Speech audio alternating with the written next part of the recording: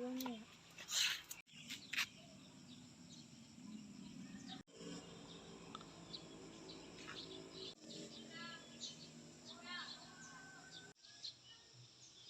sebelah.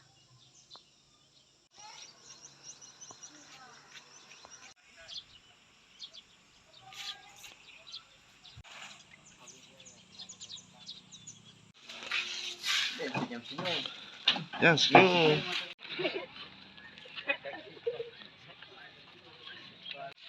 Buka-buka tutup-tutup ya, buka-buka lembarannya ya.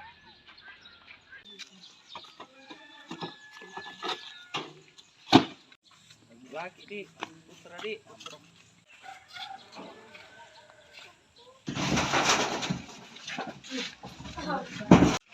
Orang mandar ah.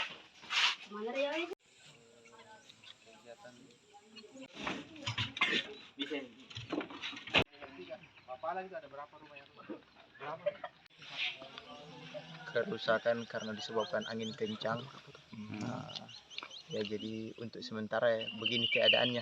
Jadi tidak bisa ditempati lagi karena beginilah kalau hujan basah. Jadi untuk saat ini teman-teman santri kita taruh di masjid semuanya di kampung. Berapa jumlah santri yang nginap di sini? Di sini ada sekitar 60 orang. 60 orang nih. Mukim semuanya. Nanti kalau bulan puasa baru libur pulang ke rumah. Kalau kerugian sendiri berapa, Pak?